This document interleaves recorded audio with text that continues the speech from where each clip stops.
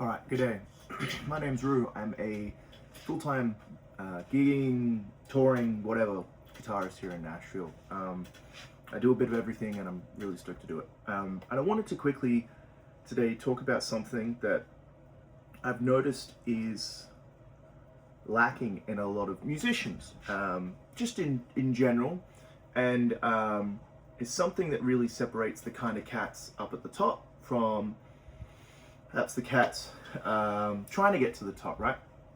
And that's efficient ways to practice things, specifically how to get perhaps difficult passages or difficult concepts under the hands on whatever instrument you're on, your chosen instrument. For me, that's the guitar, as you can see.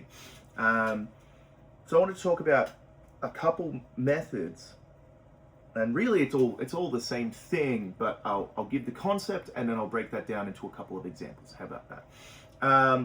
Firstly, also, everything you heard is this, it's called the unfiltered battle effects. I don't know, it's this plugin I found, and it's like this crazy delay and reverb, and it's really beautiful. I'm just like kind of messing with the presets right now. Like this one's double tapped. Ooh, it's just like. Alright, if you use a guitar and audio interface, please don't be afraid to mess around with plugins and all that sort of thing. Alright, so really, here's the thing. When people try and learn something, they tend to look at the entire picture, right? They go, okay, I want to learn this really crazy solo by Steve Vai or something, right? And they sit there and they look at 4 pages of sheet music. And they go, oh, no, I'm good. I'm not going to bother. Or they look at this Charlie Parker solo and they're trying to sight read the whole thing. And it doesn't work. That's like a maximalist approach. And unless perhaps you have the skill set that'll enable you to sight read it, memorize it, or just hear it and play it back, there are some really great ways you can learn things that seem arduous but are really logical and let you watch progression and gains in real time. And I think this isn't talked about enough, as much as it is just something that is, you know, it seems so logical, but as I've taught more and more, I've realized people don't do these things. So I'll give 3 examples of the concept. But first I want to outline the concept. The concept is just understanding that if you look at the big picture of whatever you're looking at, right, you can break it down into like a jigsaw puzzle. And each piece needs to be placed down in the correct spot in order to complete the photo. So when we're learning things, what we need to do is break them down into the smallest amount of information possible and build on all those bits of information until we have the final text, right? It's kind of like my guitar teacher said to me, something that changed his life when he was young was that his grade 8 computer sciences teacher said to him, you need to start where you are and look at the finished product, and you need to find out what you need to do in the middle to fill the gaps. And so he said, well, okay, if I want to play this 8-bar lick, I need to learn 8 bars of music, and then I need to put them in together and go 1, 1, 2, 1, 2, 3, 1, 2, 3, 4, so on. So I'll give some examples of this concept. I'm learning this Giacomo Smith solo right now, and it's really, really intense. It's at 280 BPM. It's on just one of those things. And I have the sheet music behind the camera because honestly, I'm not confident enough to play it without it yet. I'm still working on it. And I'm working on this thing super slow. I currently have 8 bars highlighted of a probably, I don't know, 96 bar solo. But what I've been doing is taking, firstly, I'll play through this one 2-bar lick, and I'll play through it free of any time, just reading the music, right? So it's going to sound like this.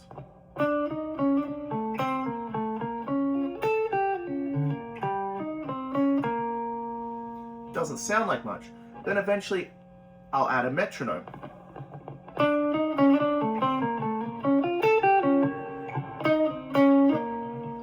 And I'm still learning it.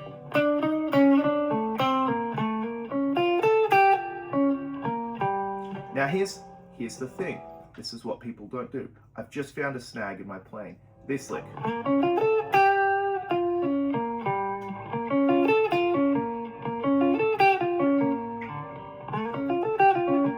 So even within those 2 bars, I found something that I need to break down and work on, which is this movement.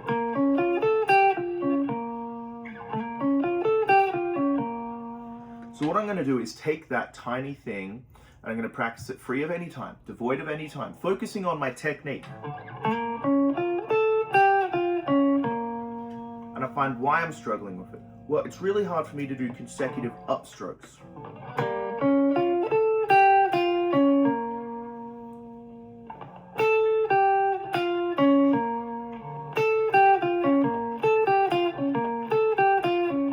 So I'm going to practice that thing slowly and softly until I start practicing it for metronome, say 60 BPM, and that might feel like, and then I'll continue on from there, right? So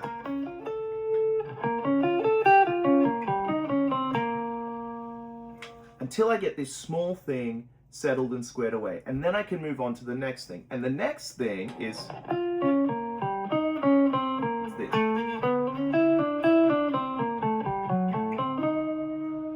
So then once I've got it all, I'm going to practice it freely.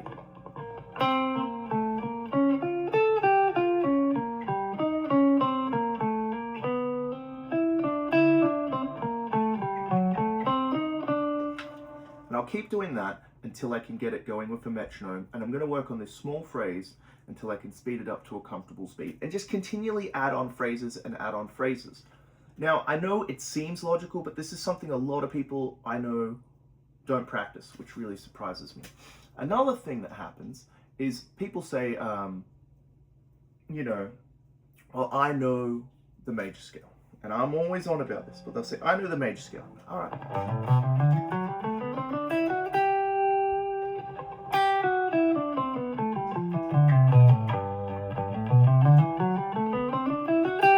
And they can do that all day.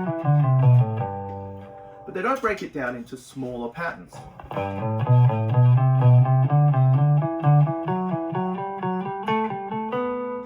They don't break it down into...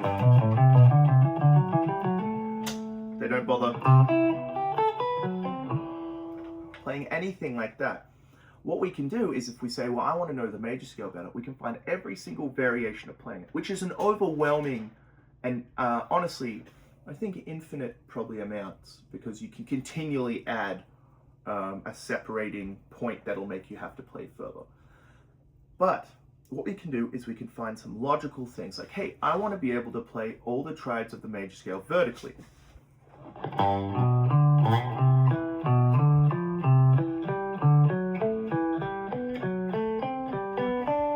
And then I want to play them horizontally.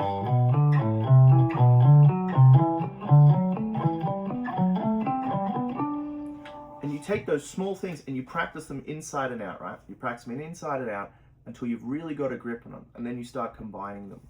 You're just breaking these things down into really small structures. If you think of it like a city block with a lot of high rises, right? And you've got the high rises playing the whole solo, and then the apartment building is playing the first page of a 6-page solo. Well, then maybe the bodega on the corner is learning, you know, the first lick from Donna Lee, say.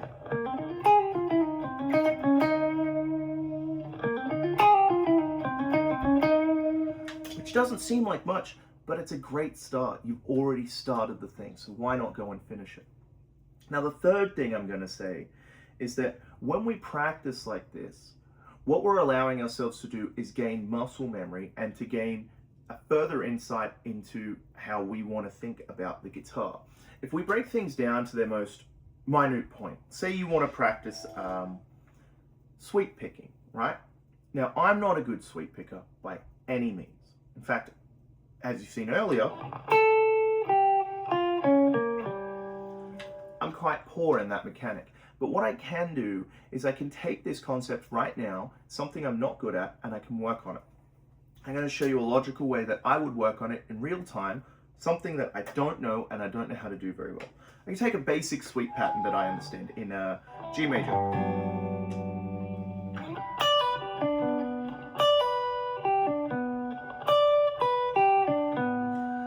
So I'm just playing down a G major arpeggio. 5, 3, 1, 5, 3. And let's put the 1 in there for fun.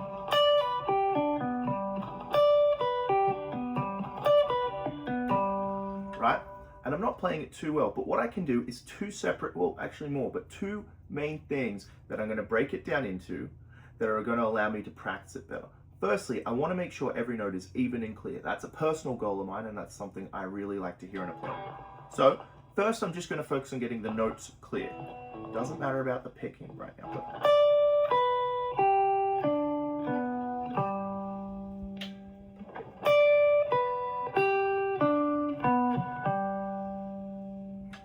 Great.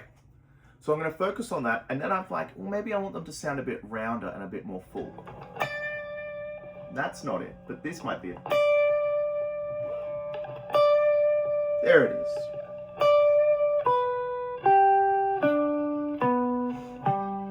Now, sweep picking is usually quite fast, so I might not have time to do vibrato. So let's focus on playing it straight. Great. I'm only doing down picks. So let's focus on the sweep mechanic next. So I understand that I need to go from strings 1 through 5. I need to have 2 picks on 1, and then 1, 1, 1, 1 on 2 through 5. So let's practice that movement audibly without any notes going on.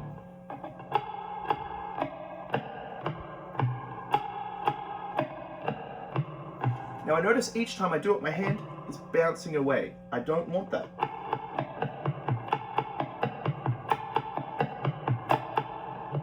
See, messed up. So what I need to do is practice that picking mechanic and resolve it to the point where it's smooth and flowing. So let's practice it nice and slow.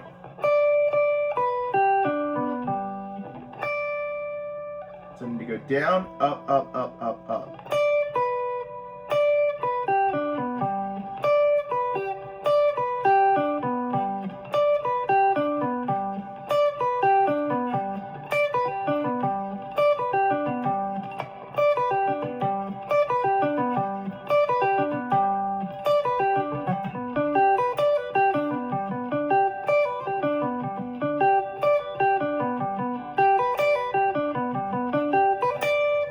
Something like that. Now I'm not going to continue further, but I am going to practice that further.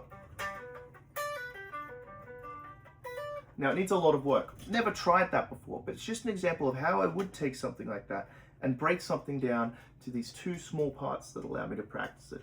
This is something that I inherently think is missing in a lot of people's practice, and I think it's something that'll make you more efficient. I actually think you're better spent practicing a small thing and working on that than trying to practice a million things. If you had 10 minutes to practice and you were like, well, I'm really trying to work on my G major arpeggios, I think it would be better to just go.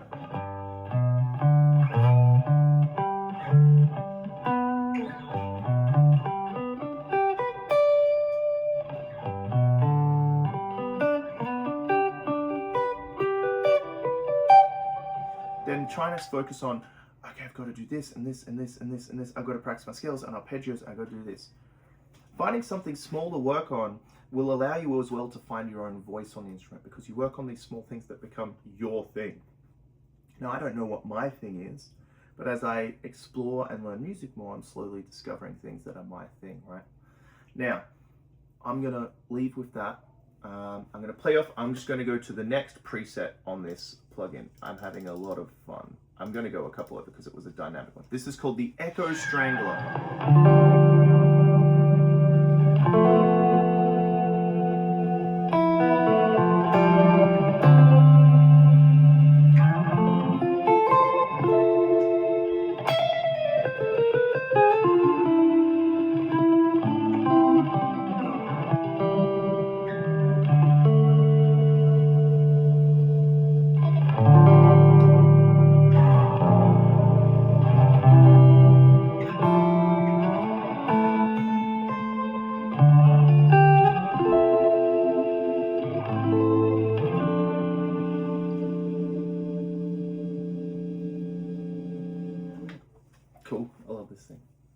hey, I hope this lesson helped. If you're interested in lessons, please reach out.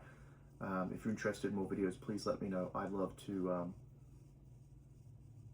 It's creating a funny feedback loop. I'd love to work with you or help you in any way I can. But for now, I'm going to go do a couple gigs and enjoy my night. Cheers.